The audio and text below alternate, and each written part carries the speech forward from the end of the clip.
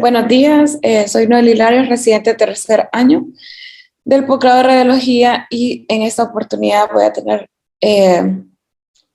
voy a compartir esta presentación que di durante mi rotación externa en intervención en el Hospital General de México, que el doctor ya me había pedido compartirlas con ustedes, ya que no todos pudieron verla.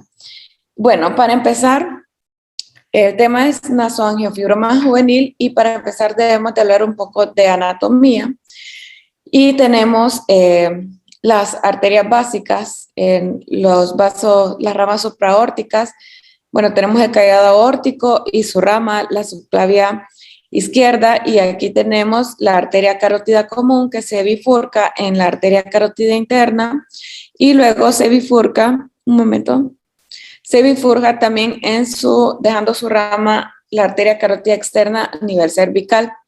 La arteria carótida externa va a dar una rama cervical que es la arteria tiroidea superior y luego da otras ramas faciales que son la arteria facial y también está la arteria faríngea ascendente y también está la arteria labial.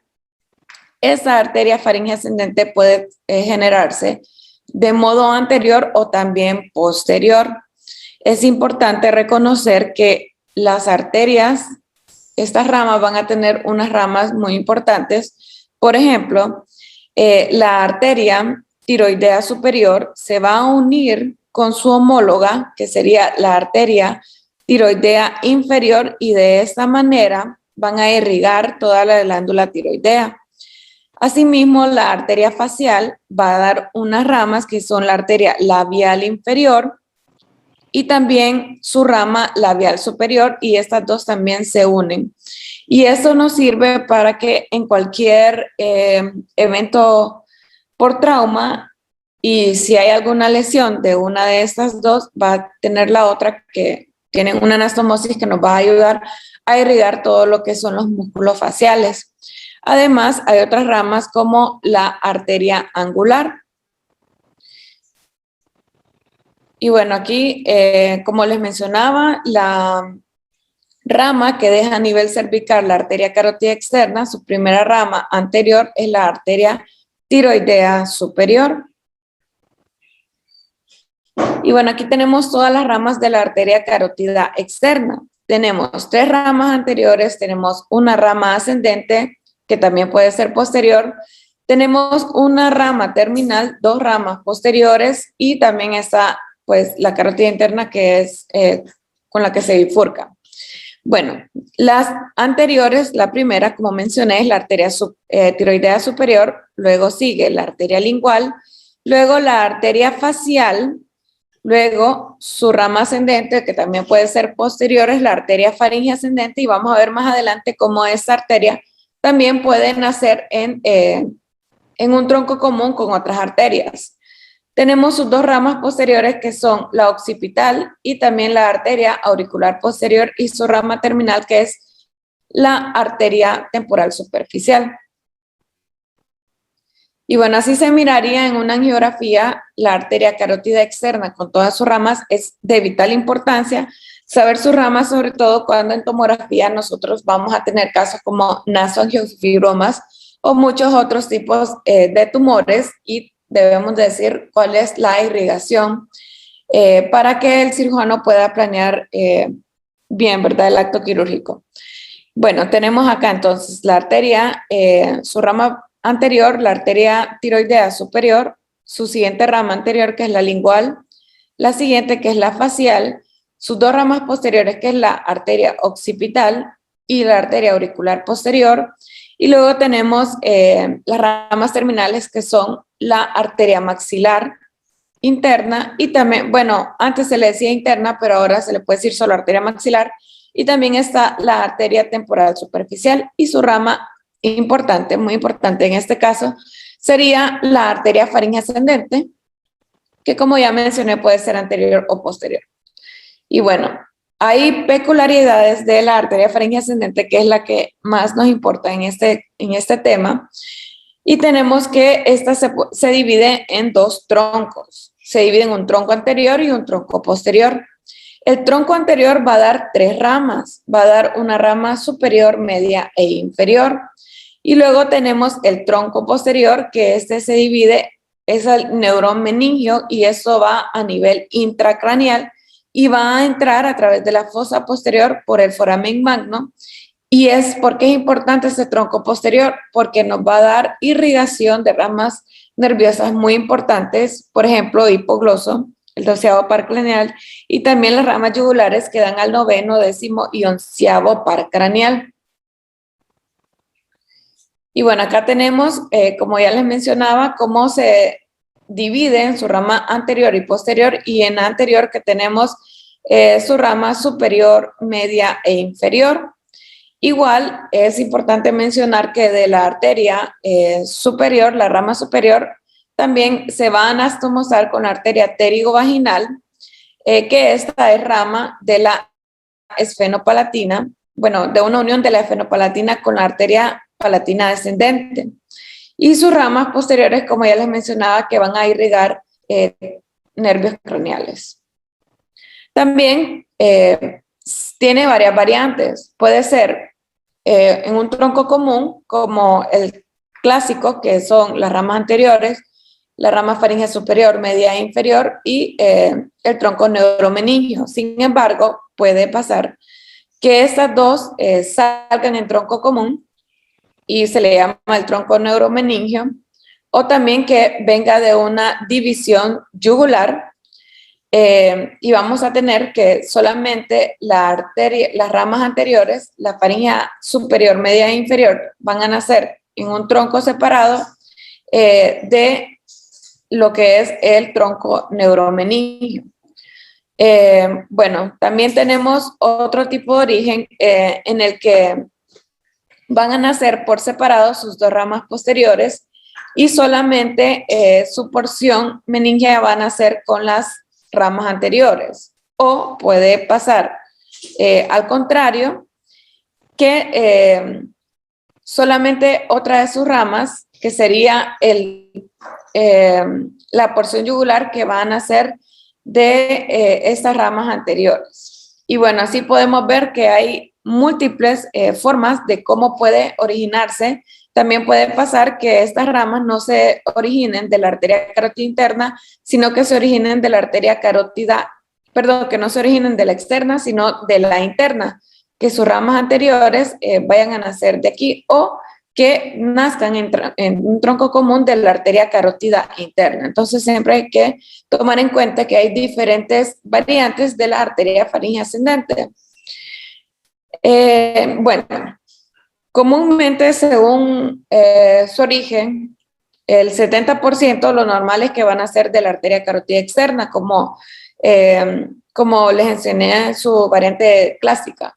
Un 20% que nazca de la arteria occipital, solamente un 8% nace de la arteria carótida interna y solo un 2% puede nacer de la arteria facial. Bueno, ahora vamos a hablar de la arteria maxilar, otra rama, es una rama terminal muy importante en este caso, en este tema. Y tenemos que esta consta de 3 partes. Tiene una porción mandibular, tiene una porción pterigopalatina y tiene una porción pterigoidea y pterigopalatina. Y bueno, cada una de estas tiene sus ramas importantes. Entonces, si primero hablamos de la arteria, bueno, de su parte mandibular, vamos a tener varias ramas, como son la arteria mandibular inferior, que va a dar una rama mentoniana, y también da una rama para el músculo miloioideo. Además, tenemos otra rama que sale de ahí, que es la arteria massetérica, que va a irrigar, pues, va a irrigar, esa de su porción pterigoidea, obviamente va a irrigar la parte muscular. Tenemos otras ramas de la porción mandibular que no se observan en este diagrama, ya que son más internas. Y bueno, son la arteria meningia media, que obviamente va a ir hacia intracraneal. También la arteria auricular profunda. Y también tenemos la timpánica anterior. Luego tenemos en su porción pterigoidea todo lo que es, son ramas para irrigar músculos, como la arteria macetérica que ya mencioné anteriormente, que va hacia el macetero. También tenemos ramas temporales profundas que irían hacia adentro y no se miran acá. Y también tenemos ramas pterigoideas, que son estas, y van a irrigar obviamente el músculo pterigoideo medial y lateral. Y también tenemos sus ramas buccinadoras, que es para el músculo buccinador. Y tenemos también su parte pterigopalatina, que estas ya van más hacia arriba. Dentro de ellas tenemos la arteria infraorbitaria, que estaría aquí abajo, y esa se puede unir con otras puede hacer anastomosis. También tenemos la palatina descendente, que da ramas muy importantes, como son la palatina mayor y la palatina menor. Y tenemos también la arteria esfenopalatina, todas estas van adentro, ¿verdad? Que también da ramas laterales, posteriores, nasales y también para el septum nasal.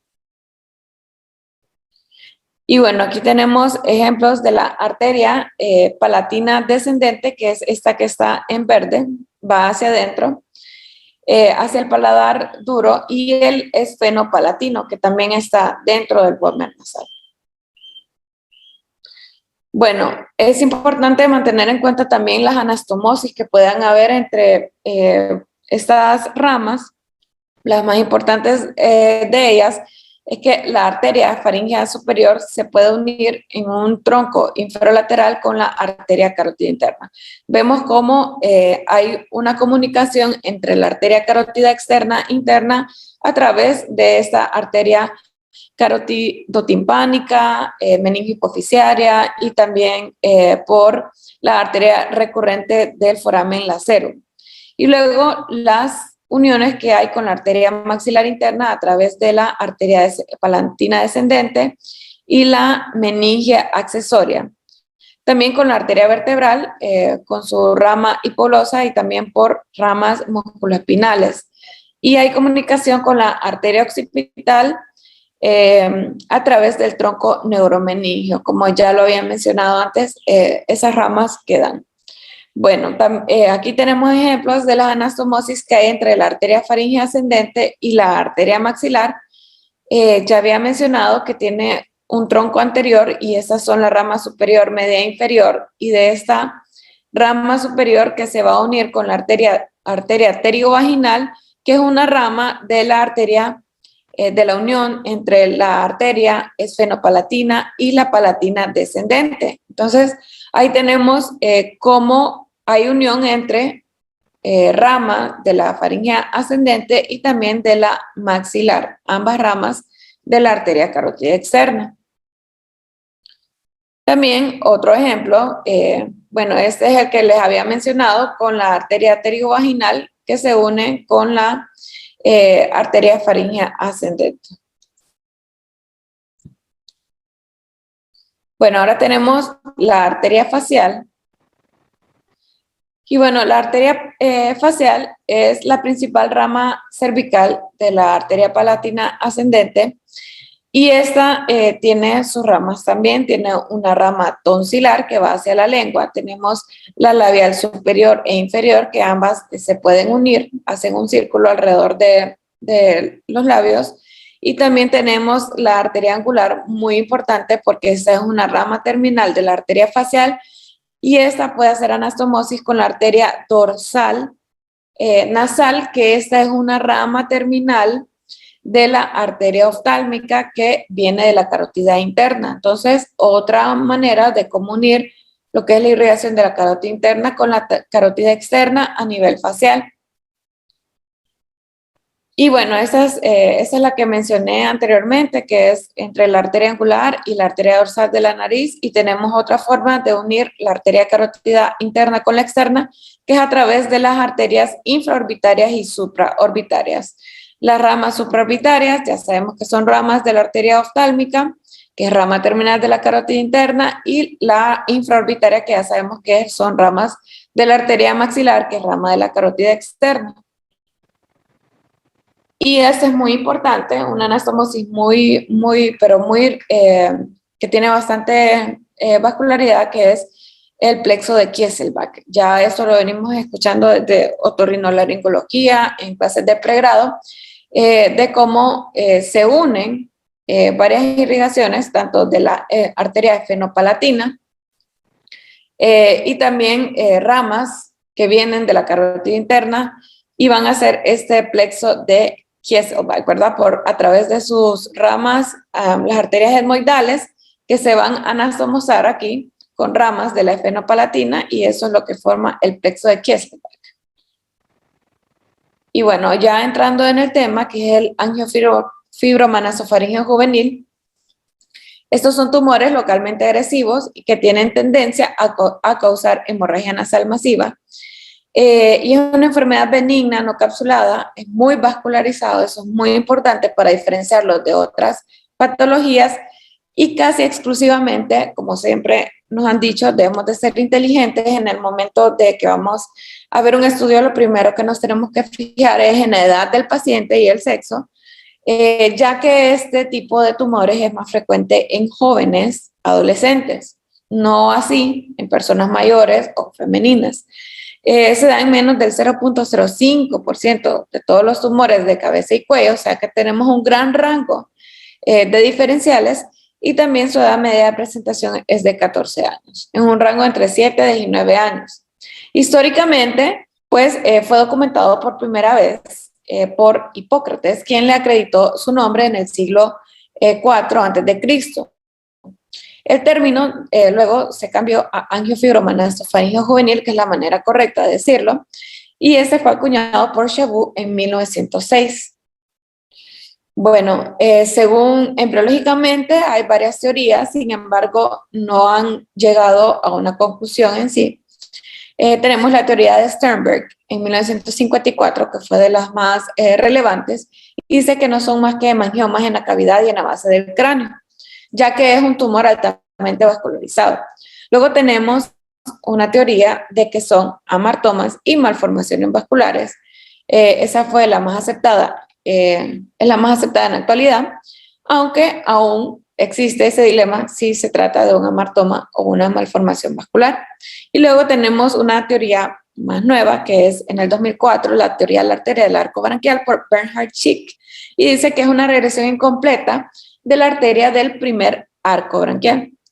Esto va a explicar la ubicación anatómica del tumor en la base trigoidea y efenopalatina, y también su irrigación por el maxilar. Bueno, también tenemos algunos factores que pueden influir en la formación del tumor, que son hormonales, como un desequilibrio entre testosterona, estrógeno y progesterona, y este en realidad es algo muy aceptado, ya que se da en adolescentes.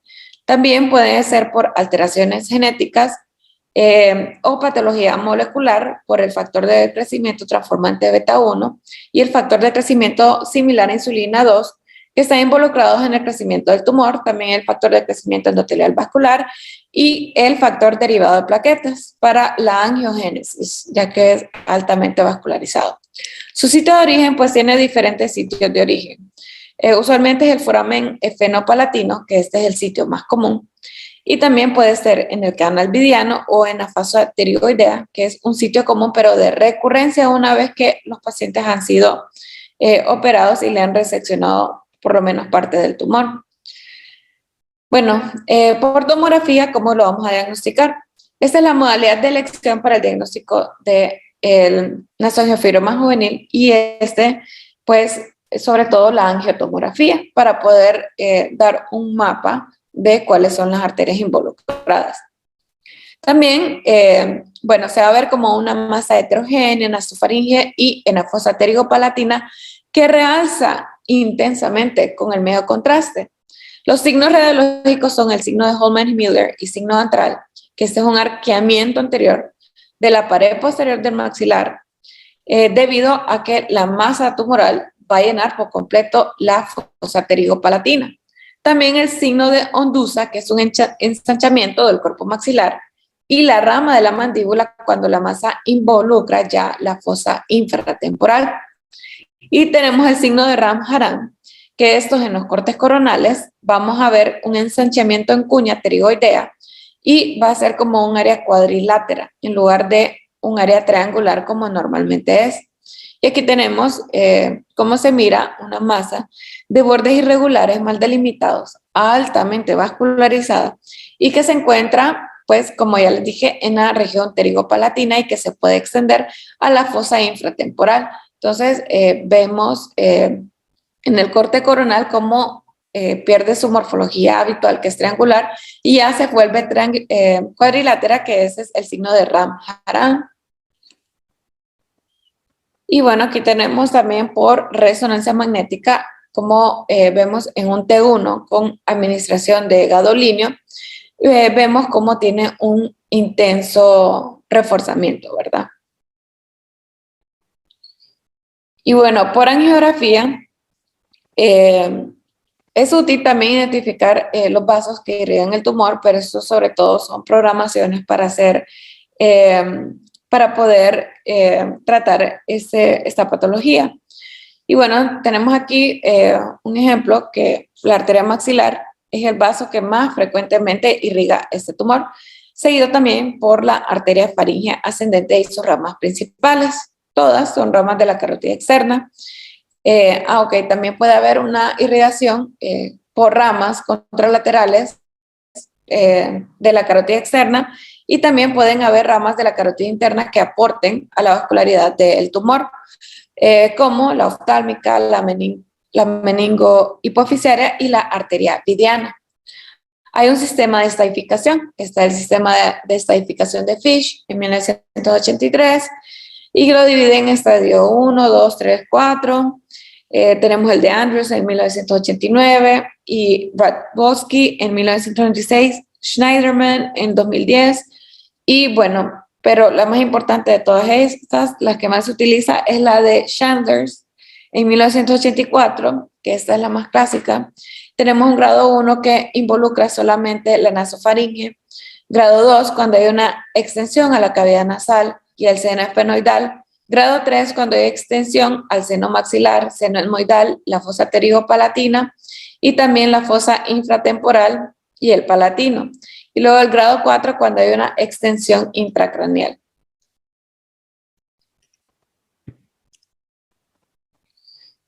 Y bueno, ¿qué es? ¿Cómo lo manejan? Por intervención, por medio de la embolización transarterial que se le llama TAE.